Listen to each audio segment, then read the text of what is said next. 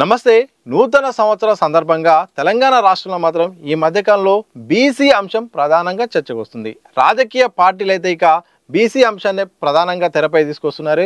ఇక అధికార పార్టీతో పాటు ఇటు ప్రతిపక్షాలు కూడా ఇదే అంశాన్ని తీసుకొస్తున్నాయి. ప్రధానంగా కామారెడ్డి డిక్లరేషన్ అమలు చేయాల్సిందని ఇటు ప్రతిపక్షాలు అంటున్నాయి.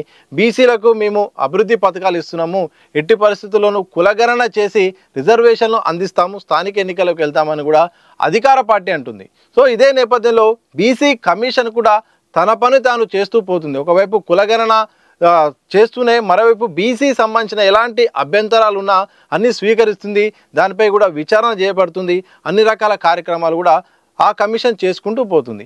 ఈ మధ్యకాలంలో చాలా సంవత్సరాల నుంచి మాత్రం బీసీ కులాల్లో కొన్ని కులాల పేరు మాత్రం మార్చాలని మాత్రం ఆయా సామాజిక వర్గాల నుండి పెద్ద ఎత్తున అభ్యర్థన వస్తుంది.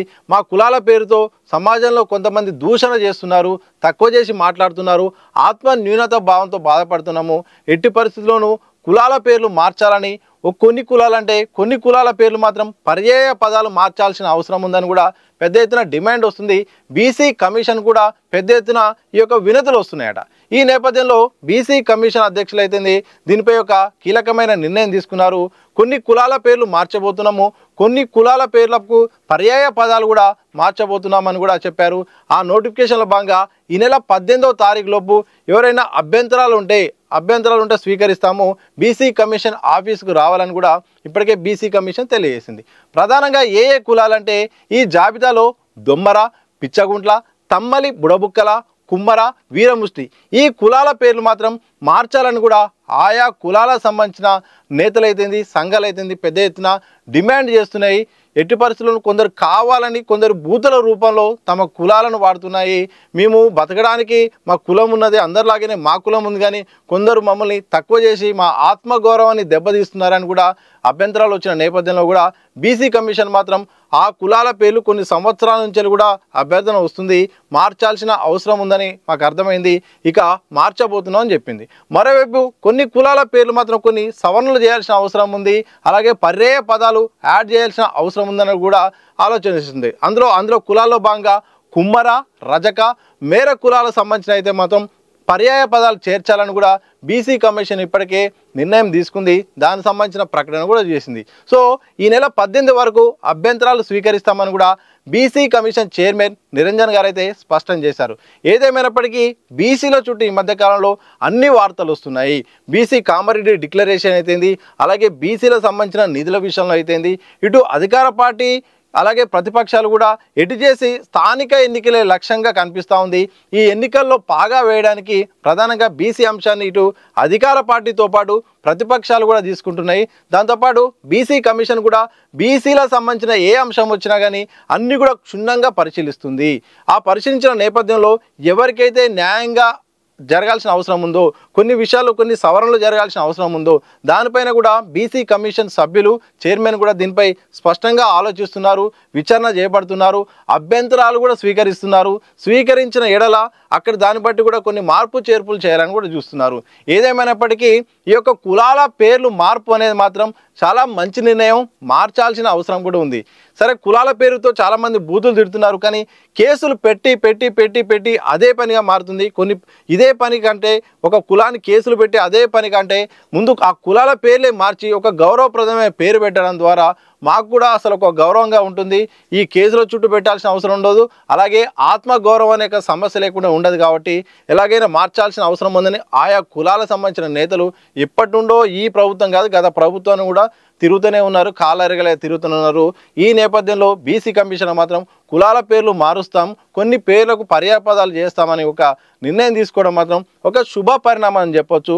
ఎందుకంటే సమాజంలో ప్రతి కులానికి వాళ్ళ పనిని బట్టి కులాలు ఉంటాయి. ఆ పనిని, కులాన్ని బట్టి కొందరిని దూషించడం వల్ల వాళ్ళ ఆత్మగౌరవం దెబ్బతినే అవకాశం ఉంటుంది.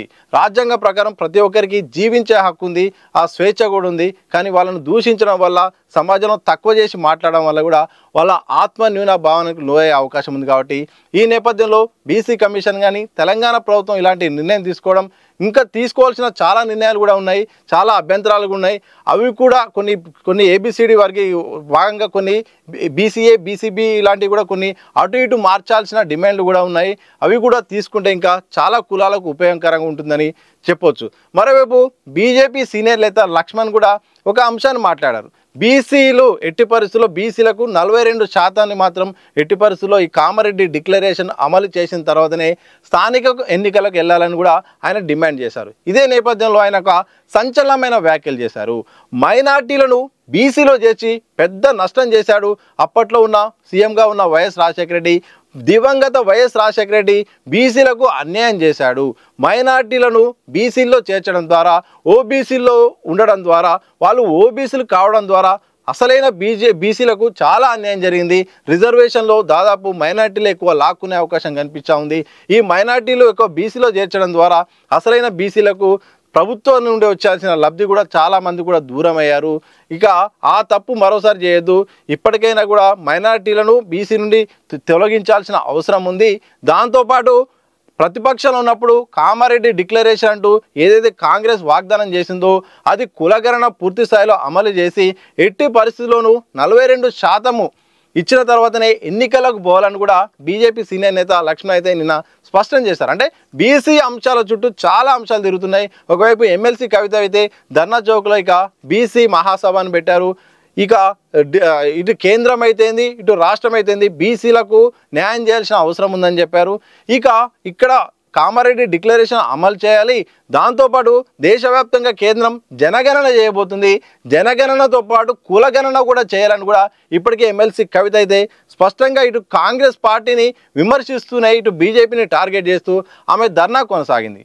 సో ఇటు బీసీల చుట్టే అంటే గతంలో బీఆర్ఎస్ ఏం చేసిందో చెప్పడానికి సిద్ధమే, అలాగే కాంగ్రెస్ ఏం చేసిందో చెప్పడానికి మీరు సిద్ధం అంటూ కూడా ఇటు బీఆర్ఎస్ నుండి సవాళ్ళు వస్తున్నాయి. బీసీల పక్షపాతి ప్రధాని బీసీనే అంటూ కూడా ఇటు బీజేపీ అంటుంది.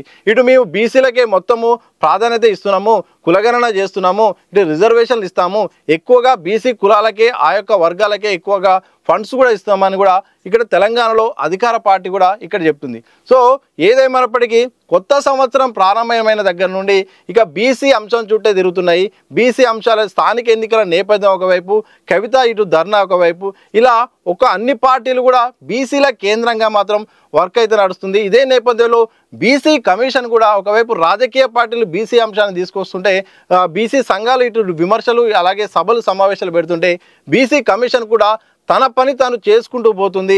ఏమైనా బీసీ సమస్యలు ఉన్నా, పెండింగ్ సమస్యలు ఉన్నా, బీసీలకు కొంచెం వినతులు వచ్చినా కానీ అన్ని స్వీకరిస్తూనే న్యాయమైన డిమాండ్లను పరిష్కరించడానికి కూడా బీసీ కమిషన్ కూడా తన పని తాను చేసుకుంటూ పోతుంది.